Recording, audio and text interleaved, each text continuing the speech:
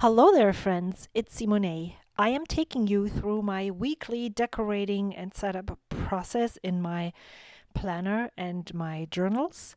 And yeah, I just wanted to talk you through how I usually do this just in case you're interested and you need something to watch on YouTube. I am usually starting with time blocking the next week in this Hobonichi weekly supplement. I think that's the official name. It is a tiny bit smaller than A6 size so that you can use it in conjunction with their A6 daily planner, which I am not doing. I just use this weekly vertical to time block and visualize my week. Um, and I use it in a pocket planner. So it fits into a pocket traveler's notebook. I'm just not having it on the string. I just tuck it into the back pocket there. And then I use a field notes insert with this weekly supplement. And in the field notes insert, it I would be cheating or lying if I said it was kind of like a bullet journal. What I put there is my weekly to do list, and then every day I write out the date, and or every day that I'm using it, I write out the date and my to do list for the day. And if I need to write something down, take notes. Uh, Yesterday, I went to a school meeting for college, how the path from high school to college, an information night. Took it with me, took down the notes into that notebook. It is my collect all the things notebook. Um, the weekly supplement is used so that I can see how much time I have during the week. It really helps me to put it to time block it in this way. And I think that's what I'm going to continue in 2022. I'm not sure that I'm actually going to use a field notes insert for that to do list. Um, I'm toying with the idea of moving into an actual daily planner because I'm currently struggling a lot with the fact that I don't have enough space to plan out to dos ahead of time.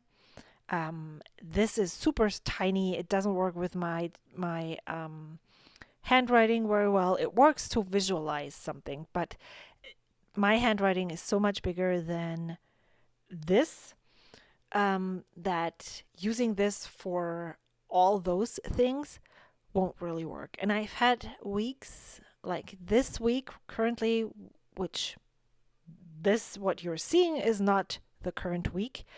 Um, but in this current week where I'm recording the voiceover, I had so many appointments overlapping that I wasn't even able to actually make it look right. What I do is I use two different colors. One color is when I'm actually out of the house and doing stuff. Um, Me working, me not being available, and then the other color is when my kids have stuff where I am the driver.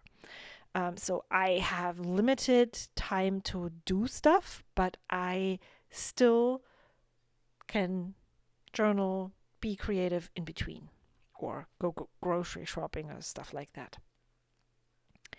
I filmed this on the day that I met up with my friend Amy. And so the stamps that you see in this little Nolty efficiency are stamps that she brought to our little journaling meetup. And I'm using all the stuff that she gave me during that week. But I decided to, when she brought those stamps, I stamped them right into my journal, and I decided to use them right. Just add some washi tape. I wasn't going to be here on that Sunday, so I just covered the bridge. It doesn't really make sense. None of the decoration that I put down actually makes sense. Like I'm not creating scenes or anything. But I'm just, I'm putting down stuff so that it makes me happy. Sometimes just putting things down makes me happy. Sometimes the way things look with each other makes me happy. And that's what I'm going for. I don't have any, how do I say this? Expectation of this being artsy. It just, as long as the process of creating makes me happy, I'm game. Um, I wanted to use this washi so badly, but it totally ripped, so I didn't. Yeah. But she gave me these washi samples. I think they might be Lisa Risa, possibly, maybe not. Um, Super pretty washi rolls. So I used those. And then she also gave me the mushrooms washi sticker, which, if you know me, you know I'm obsessed with mushrooms. So yeah, I'm so excited. And so I put it down. And sometimes my pages that I decorated are super elaborate, and sometimes it's just one sticker and a sliver of washi tape. Whatever makes me happy at that time, and whatever cards I am dealt with at that week, that's what I'm working with. So the small little notebook that you saw before, that is my Nolty efficiency that I use as my making diary, and that serves the only purpose. I write down daily. I write down what creative things I did with my hands that fill my cup. And the interesting thing about this very simple procedure every day is that it has shifted my perspective. I had sometimes felt like I'm not doing enough things for me. I don't have me time. I'm not I'm I'm starving myself to creatively, and I'm not doing enough things for me. But by writing it down, I didn't change anything. I just wrote it down. It has completely changed my perspective. I feel so much better, even though nothing has changed. Maybe it makes me see more what I'm actually doing every day that fills my cup, and it has helped. So that is the simplest trick that I have incorporated into my self-care routine, basically, and it actually helps. So I'm just going to continue with this. And then the Hobonichi weeks that you saw, where I put that mushroom sticker in, that has become my gratitude journal. Every day I'm writing down what I am grateful for that day. And I am pretty good at keeping up and doing this daily. It's not very excessive. I'm just listing three things, one thing, two things in my making diary. I'm writing down one sentence for what I'm grateful for. Every week, before the week even starts, I am decorating this very simplistically most of the time, and um, and then I just write down a sentence, and it works really well. And there is tiny things that I am grateful for. And yes, I know at the end of the day, not every day is perfect, and not every day is the prettiest day of my life and the happiest day of my life. But thinking and reflecting about the day, even if it was the worst day, and finding a tiny thing that was good is also something that has helped me feel so much better. Yeah, what I'm trying to tell you is, this is not in replacement for a therapist.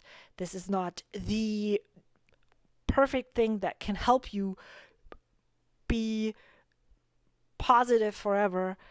I don't claim these things, but they might support you in your self-care routine.